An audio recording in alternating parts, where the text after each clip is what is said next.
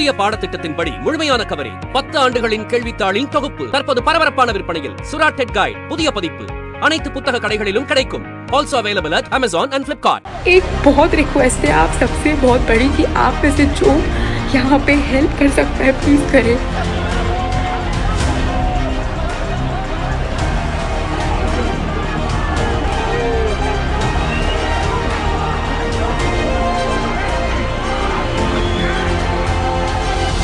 அண்டை நாடான நேபாளத்தில் சமூக வலைதளங்களுக்கு விதிக்கப்பட்ட தடைக்கு எதிராகவும் ஆட்சியாளர்கள் ஊழல் செய்வதாகவும் கூறி அந்நாட்டு இளைஞர்கள் போராட்டத்தில் குதித்தனர்.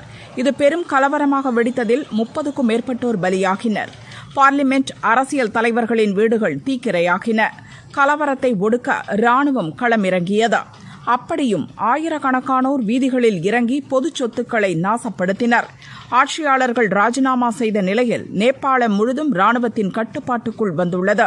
இந்நிலையில் சுற்றுலா, தொழில் என பல காரணங்களுக்காக நேபாளத்திற்கு சென்ற இந்தியர்கள் மீண்டும் நாடு திரும்ப முடியாமல் சிக்கித் தவிக்கின்றனர். கர்நாடகாவைச் சேர்ந்த 39 பேர் நேபாளத்தில் இருப்பதாகவும் அவர்களை பத்திரமாக மீட்டு நம் நாட்டிற்கு அழைத்து வர மத்திய அரசு நடவடிக்கை எடுக்க வேண்டும் எனவும் அந்த மாநில முதல்வர் சித்தராமையா வலியுறுத்தியுள்ளார். கேரளாவில் கோழிக்கோட்டைச் சேர்ந்த 40 பேர் தனியார் ஏஜென்ட் வாயிலாக நேபாளத்திற்கு சுற்றுலா சென்றனர். அவர்களும் பொக்காராவில் சிக்கித் தவிக்கின்றனர். அவர்கள் தங்குவதற்கு இடமின்றி 2 நாட்களாக வீதிகளில் தஞ்சமடைந்துள்ளதாகவும் தகவல் வெளியாகியுள்ளது. அந்த சுற்றுலா குழுவில் இடம்பெற்ற பலர் மூத்த குடிமக்கள், பெண்கள், குழந்தைகள் என்பதால் அவர்களை பத்திரமாக மீட்டு வர மத்திய அரசு நடவடிக்கை எடுக்க வேண்டுமென கேரள அரசு வலியுறுத்தியுள்ளது. இந்நிலையில் நம் நாட்டைச் சேர்ந்த தனியார் நிகழ்ச்சி ஒருங்கிணைப்பாளர் உபாசனா கில் என்ற பெண் வாலிபால் போட்டி வர்ணனையாளராக பணியாற்ற நேபாளத்திற்கு சென்றார். பொக்காராவில் தங்கியிருந்த அவர் ஸ்பாவுக்கு சென்றபோது பெரும் கலவரம் வெடித்ததால் தங்க இடமின்றி தவிப்பதாக சமூக வலைதளங்களில் வீடியோ வெளியிட்டுள்ளார். என் பெயர் உபாசனா கில். நேபாளத்தில் நடக்கும் வாலிபால் போட்டிக்காக இங்கு வந்தேன். நான் ஸ்பாவில் இருந்தபோது திடீரென கலவரக்காரர்கள் அங்குள்ள கட்டடங்களுக்கு தீ வைத்தனர். தடி, கம்புடன் பலர் வீதிகளை சுற்றி திரிவதை பார்த்து அதிர்ச்சி அடைந்தேன். உடனே அங்கிருந்து தப்பி வீதிக்கு வந்தேன். அங்கும் பலர் தாக்குதலில் ஈடுபட்டனர். காணும் இடமெல்லாம் தீ பற்றி எரிகிறது. கலவரக்காரர்கள் யாரையும் விட்டு வைக்கவில்லை. சுற்றுலா பயணிகளா, எந்த நாட்டைச் சேர்ந்தவர்கள் என கூட விசாரிப்பதில்லை. நிலைமை மோசமாக உள்ளது. இங்கு என்னுடன் மேலும் பலர் உள்ளனர். இந்த வீடியோவை பார்த்ததும் தயவு செய்து எங்களை காப்பாற்றுங்கள் ப்ளீஸ். நாங்கள் தங்கியிருந்த ஹோட்டல் தீக்கிரையானது. இன்னொரு ஹோட்டலில் எத்தனை நாள் தங்க முடியும் என தெரியவில்லை. எங்களை மீட்க இந்திய தூதரகம் தயவு செய்து நடவடிக்கை எடுக்க வேண்டும்.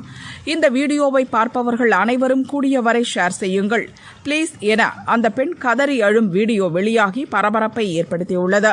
मैं इंडियन एम्बेसी से रिक्वेस्ट करती हूँ कि वो प्लीज़ हमारी हेल्प करे. जितने लोग हमारी हेल्प कर सकते हैं प्लीज़ हेल्प करें. मैं यहाँ पोखरा नेपाल में फंसी हुई हूँ. मैं यहाँ पे एक वॉलीबॉल लीग होस्ट करने आई थी और अभी फ़िलहाल हमारा जो होटल है जहाँ पे मैं रुकी थी वो जला दिया गया है. मेरा सारा लगेज, मेरा सारा सामान मेरे रूम में था और वो होटल को पूरा जला दिया.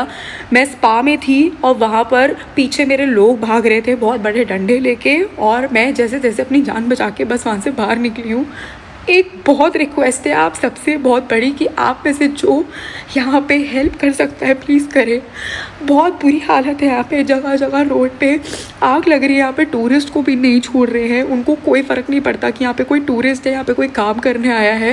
वो हर जगह बिना सोचे समझे आग लगा रहे हैं और यहाँ पे बहुत ज़्यादा बुरी हालत हो गई है. हमें नहीं पता हम यहाँ पे कितनी देर तक रहेंगे दूसरे होटल में, पर मैं बस रिक्वेस्ट करती हूँ इंडियन एम्बेसी से कि प्लीज़ ये वीडियो, ये मैसेज उन तक प्लीज़ पहुँचाया जाए. हाथ जोड़ के रिक्वेस्ट है आप सबसे, प्लीज़ हेल्प अस. यहाँ पे बहुत सारे लोग हैं मेरे साथ और हम फंसे हुए हैं यहाँ पे.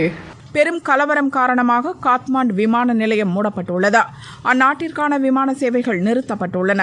இந்த நிலையில் நேபாளத்தில் உள்ள இந்தியர்கள் பத்திரமாக இருக்கும்படி மத்திய அரசு வலியுறுத்தியுள்ளது. வெளியுறவு அமைச்சகத்தின் சார்பில் உதவி எண்கள் அறிவிக்கப்பட்டுள்ளன. யாரும் தேவையின்றி வெளியே வர வேண்டாம். சங்கடமான சூழ்நிலையில் நேபாளத்தில் செயல்படும் இந்திய தூதரகத்தை தொலைபேசியில் தொடர்பு கொள்ளலாம் எனவும் அறிவிக்கப்பட்டுள்ளது.